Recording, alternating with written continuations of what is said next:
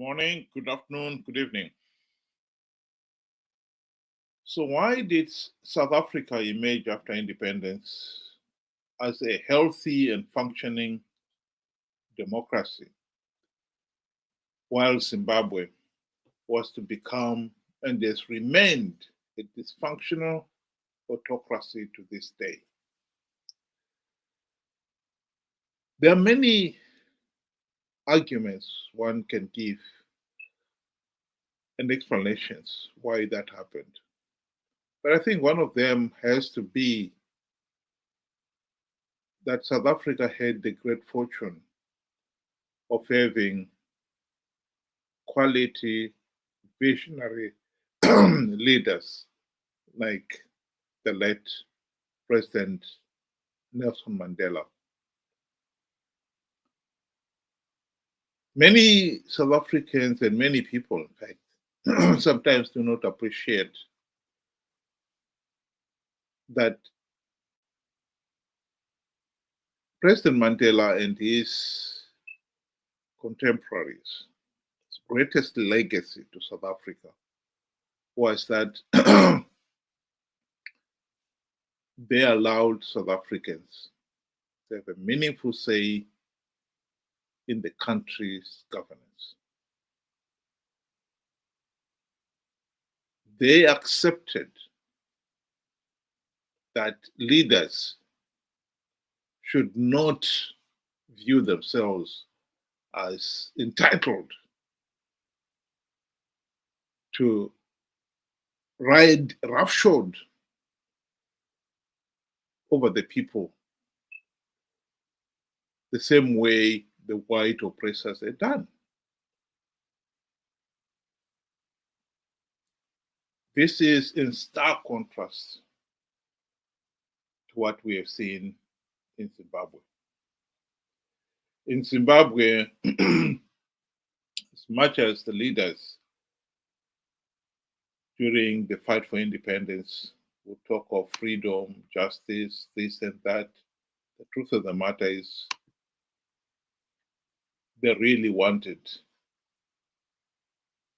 to be the new rulers. They wanted to replace the whites and become the new rulers. In 1992, this was before South Africa had attained its independence.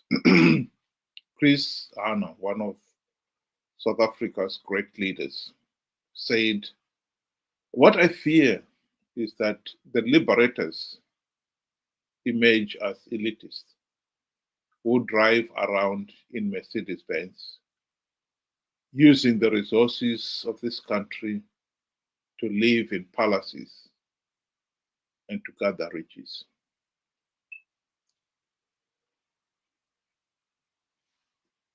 He appreciated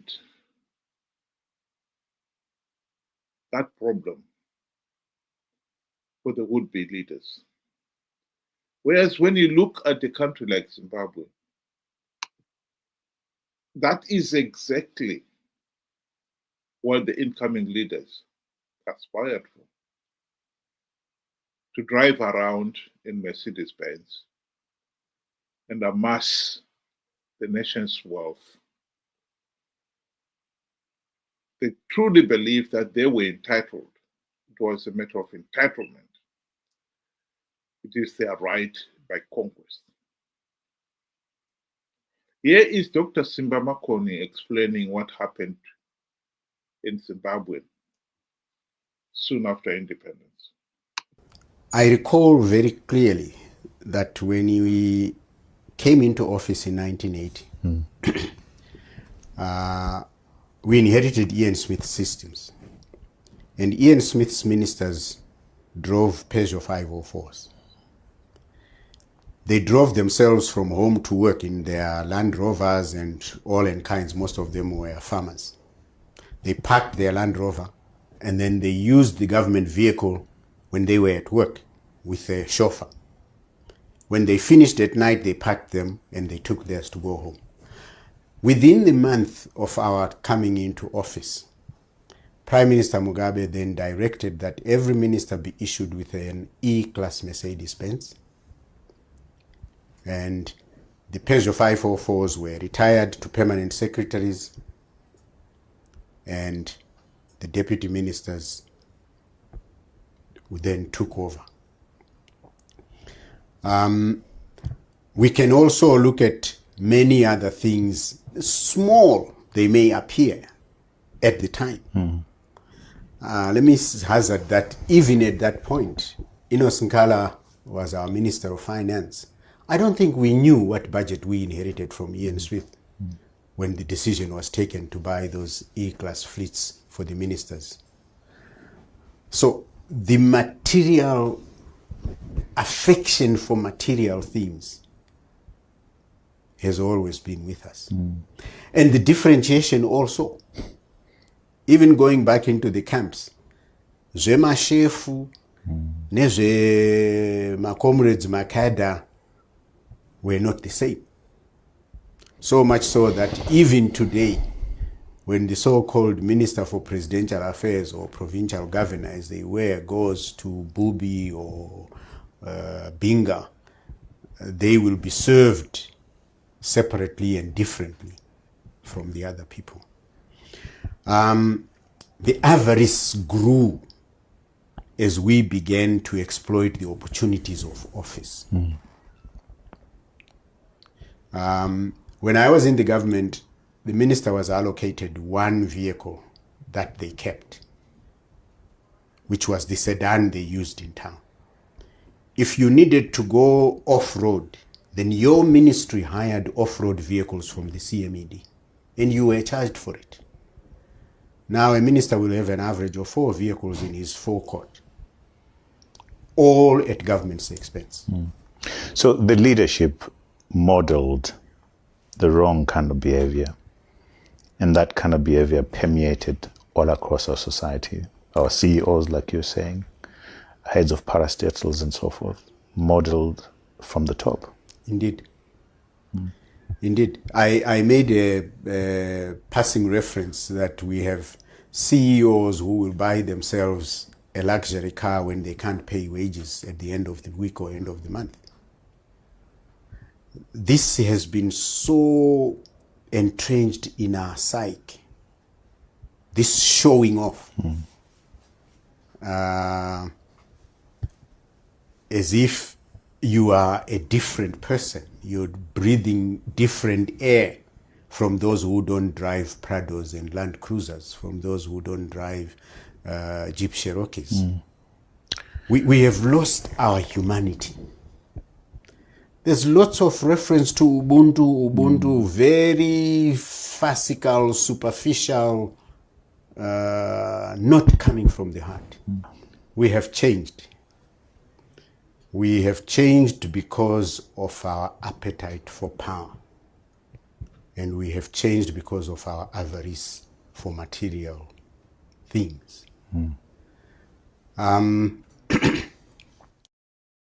We can stop it at that. I think that is very true. To be quite honest, when you're talking of Zanu PF leaders,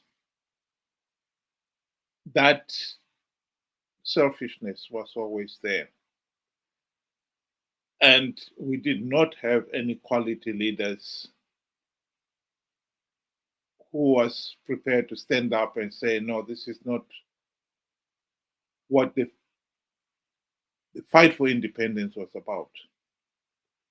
So the likes of Chris Hanna was unique. But South Africa had not only him, but others like Nelson Mandela and Thabo Mbeki, and many others. Because for the ANC and other leaders to move in a certain direction, it would have taken not just one individual, but a number of them. And their realization that there is that trap and we must avoid it must be appreciated. in Zimbabwe, that was not appreciated. In fact, in Zimbabwe, when Zanu PF started to create this culture where the ruling elite, were the right to monopoly of power and to access of the nation's wealth, they sought immediately consolidate that by riding roughshod over the ordinary people, denying them their fundamental rights and freedoms, including the right to a meaningful say in the governance of the country. One of the issues that Zanu PF has often made a big song and dance about was the land issue. And yet when Mugabe carried out his land reform, you'll find he only gave land to the landless persons, very few of them. Most of the landless persons in Zimbabwe are still in the crowded rural areas where the soil is poor and the rainfall is not so good. Ian Smith, before independence, had denied the rural poor land title deeds to even a few meters, square meters, on which their mud thatched hut stood, for political reasons. He feared that if the blacks were to get land, the next thing they will be asking for is political rights. Interestingly enough, after independence, Mugabe was told that if he was to give the rural people title deeds, it will make a significant difference to their economic well-being. They will be able to build themselves decent houses because they will have the confidence of knowing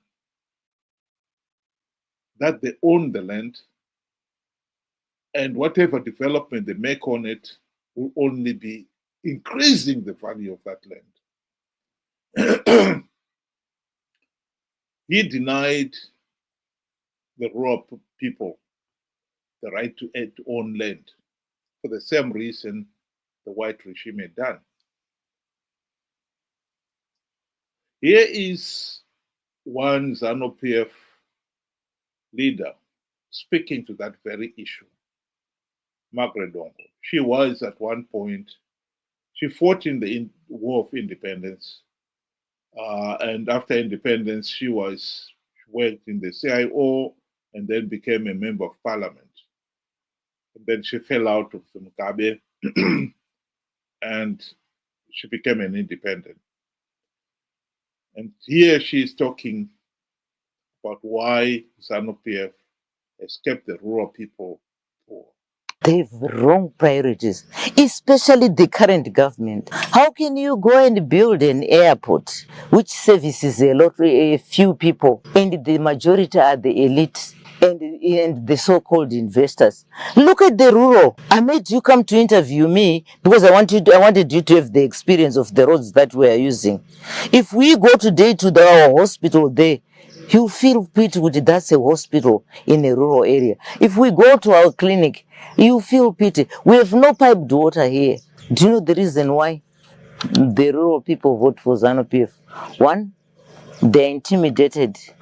Two, the policy is that the rural people should remain poor and subservient to the government. They should remain poor, because if they remain poor, they continue singing the song for their master. This is why these people have been impoverished.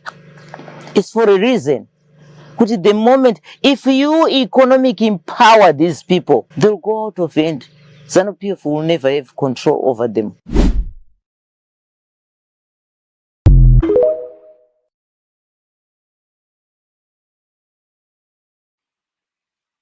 Well, that is very true.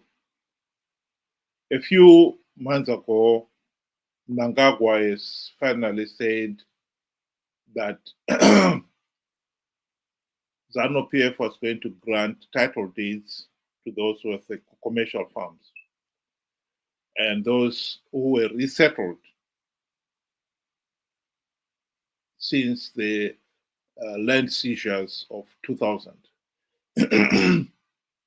Most of the people who benefited from Zanu PF's land distribution are the ruling elite. Some of them, they own many farms. The late Mugabe's daughter, Bona, when she was divorcing her husband, it turned out that the couple owned as many as 16 plus farms. And if all the land were joined together, it was the size of Lesotho. And yet, the majority of ordinary Zimbabweans live in the rural areas.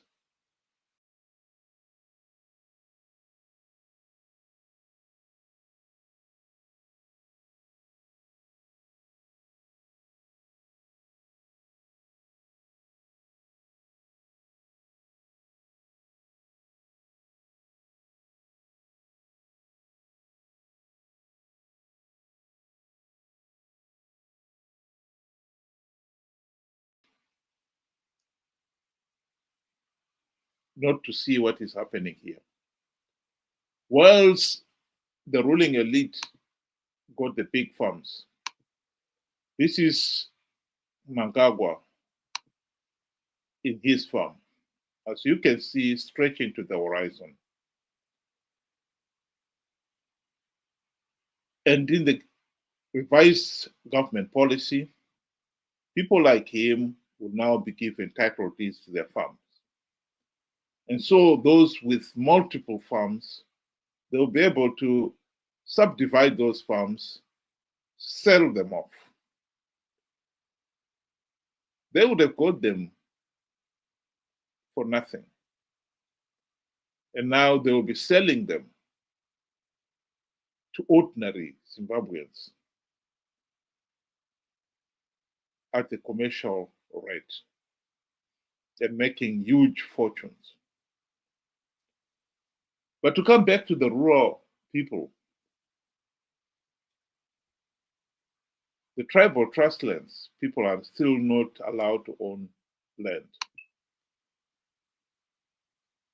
So these rural people will not be entitled to hold any title deeds so that they could build a decent homestead for themselves. And as we heard from Margaret Longo there, this is a deliberate policy to keep the rural people poor for Zanu PF's selfish political gains. This story will not be complete if we do not talk of the opposition. As I said at the beginning, Zimbabwe's leaders have paid lip service to freedom, justice, and human rights. But as soon as they got into power, they forgot about it. Zimbabwe had the golden opportunity to implement the democratic reforms which would have ended the Zanu PF dictatorship during the 2008 to 2013 GNU. Morgan Tsvangirai and his friends failed to implement even one token reform in 5 years. Mugabe bribed them with the trappings of high office. And the rest, as they say, was history. This is why Zimbabwe has remained a an autocracy, a dysfunctional autocracy. And that is the tragedy of Zimbabwe.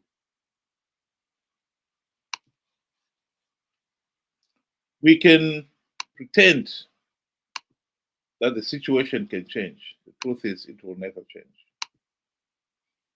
As long as we have the same corrupt, incompetent Zanu PF and their cahoots, the opposition, we are stuck. What Zimbabwe needs is a complete overhaul of the present political system. The present political system will never produce quality leaders.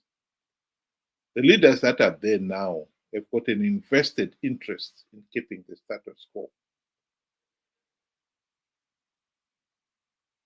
They will never want change.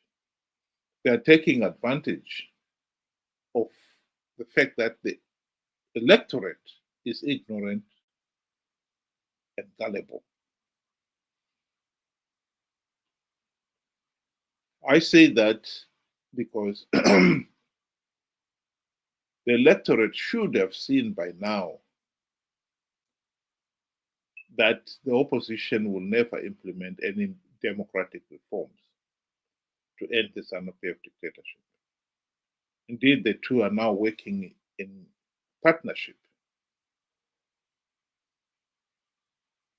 After 24 years of MDC CCC, they failed to implement even one token reform. How many more years will it take before people realize what is going on here? I repeat, Zimbabwe's dysfunctional autocracy will never be dismantled by the present Zanu PF and or MDC CCC leadership.